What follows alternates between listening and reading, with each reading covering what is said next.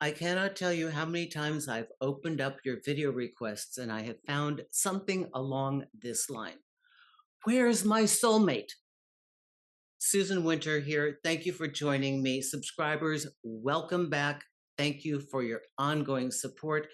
And my YouTube members, love you, love you, love you. This is a question that I know many of you involved in your metaphysical work and really doing the best you can to be prepared to find the right person in your life, or I should say to recognize them, have written me in frustration, like, where the hell are they? Where are they? Why have I not met them yet? This is a question that I'm answering today, and it's from Shannon, and I will read her question. Shannon writes, "Hi, Susan. Love your work. Your videos have helped me open my eyes. You've done some videos where you talk about the law of attraction and the law of substitution. I believe strong in it, and the universe sends me my soulmate. But there are still days when I doubt it a little bit, or I'm afraid to miss him. What can I do so that I do not give up my hope, or rather, how can I be more patient with the universe?" Shannon, thank you for this. And I'm going to frame this a little bit differently. For those of you listening, I am going to use the word soulmate to be a marker for what we would call my best match. But personally, I do not believe that the universe is limited to one. I don't think there's the one. I know there are schools that teach it and people that like the one, the one. What a god awful pressure. Imagine trying to find the one. Where is my one out of this entire world? Where is my one needle in the haystack? That's horrible pressure to think that there's one, and worse yet, that you might miss them. I should have gone this way, I went that way, now I can't find my one. What happened? So I think that rather than initially putting pressure on yourself like that, the better thing to do is to look at, where is my resonant other, my best match? Understanding, Shannon, and everyone else, that it can oftentimes take several or even many to tune you up to being prepared to recognize your one. So it's less about finding them, like attaining that straw in the middle of the haystack, and more about recognizing when that person is in front of you, that they are indeed good for you and that you would have the potential to be in a healthy, wonderful, warm relationship. That is more the aspect. If you are dating today, which is, let me just say, it's rough. I know it's rough. So I'm not saying, please understand that we do know it is vastly different than 30 years ago, 20 years ago, 10 years ago. So we know that it's harder for everyone. But your job, if you are fixated on where is it, where's it coming, where's my stuff, like Esther Hicks said, where's my stuff, you're already not trusting.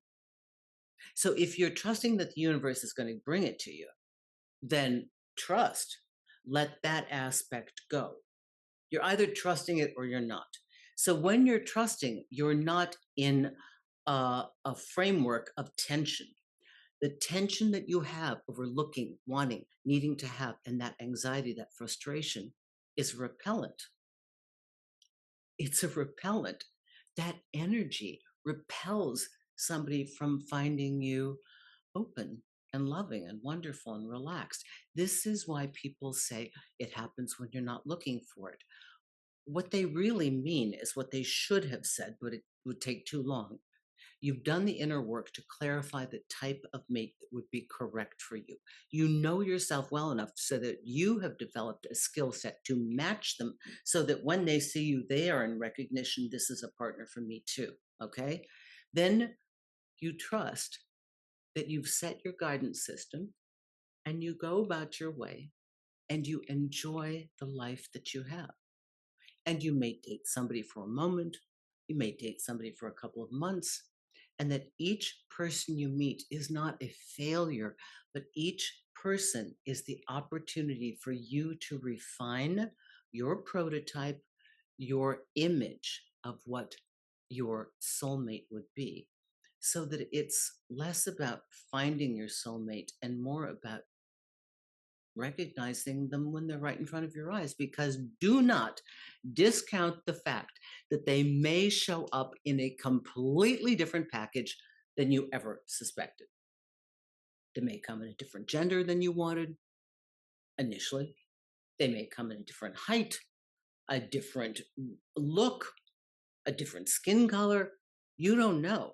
But if you're truly looking for what you term your soulmate, you would see their soul and they would see yours, independent of all that other stuff. I know we live in a material and visual world.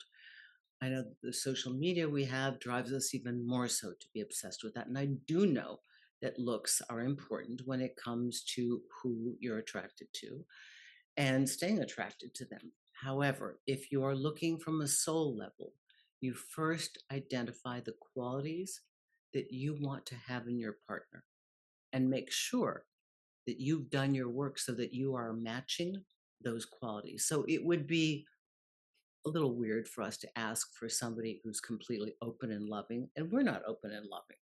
It would be odd to ask for somebody who's supremely successful if we are not, or somebody who's disciplined when we are not, or somebody who has a great sense of humor and we don't. I mean, so two resonant others would be the match for each other. So let's talk about the law of substitution because you asked for that. So the law of substitution is simply this or greater, meaning that when you meet somebody and you might think, oh, this is the one, and you get into them and you realize, oh, they're so mean, they're so horrible, I feel so terrible with them, they shouldn't have done that, they lied to me, they cheated on me, they don't respond, they're inconsistent. You take in that prototype the parts that you liked that were good. Okay, great personality, took you on great dates, seemed interested in the beginning, loves dogs, whatever your thing is, right? So this part you keep, and then you say to the universe, or you say actually to yourself, this person or greater. We don't have to have the exact person that we believe we must have. That would imply a limited universe. The universe is not limited. The universe is limitless. So let us not limit who this person needs to be or how they come to us. I think you're working too hard at it. You're waiting by the pot, waiting for the water to boil. And because you're waiting there, you're not in a framework to see anything else.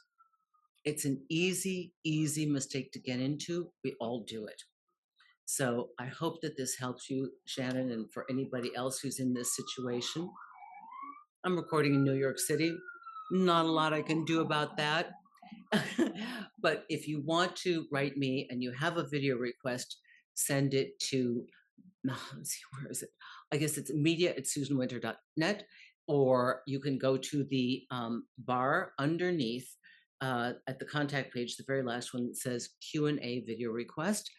If you are in Asia, this is being recorded in 2023. I'm having my Singapore meet and greet between January 25th and February 2nd, 2024.